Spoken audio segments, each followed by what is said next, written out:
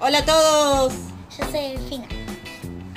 Y ella Isabela. Y ella es Isabela, todavía no se sabe el diálogo. Hoy nos vamos a pintar los labios y que nunca es así. Hoy vamos a hacer un reto que está dando vuelta en internet. Que las niñas van a tener que pintar los labios y sin sacarse la pintura van a tener que comer la fruta. Tenemos banana, durazno y naranja. Entonces, lo vamos a pintar con este pintalabio.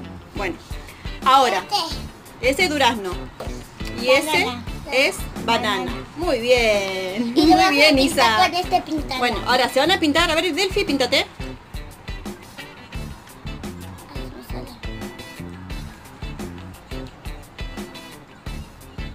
Y ahora Isa. Y van a probar una fruta cada una.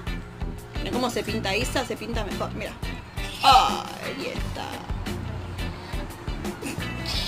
Bueno, guarda la pintura.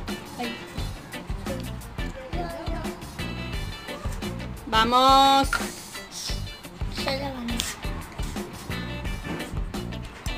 Vamos a probar una fruta. A ver, la banana primero, Delphi. Muy bien. A ver, Isa. La banana también.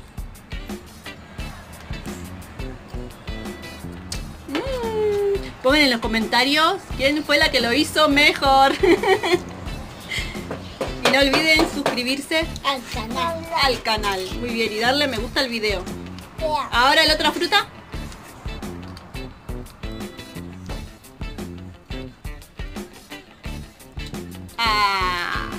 Va. Ahora la naranja.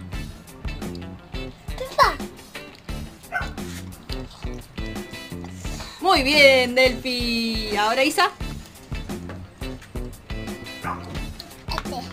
La naranja falta. Ese, dale. Ay, se escapa la naranja. Vamos. Y bueno. Pónganle en los comentarios ¿Cuál le gusta? qué fruta le gusta. ¿Cuál es tu fruta preferida? Esta o esta. Nosotros tenemos banana, durazno y naranja. Esa es naranja, banana y durazno. Suscríbanse al canal. Pongan me gusta al video y compártanlo Con todos sus amigos. con todos sus amigos. Muy bien. Y nos vemos. El próximo video. Chao. Chao.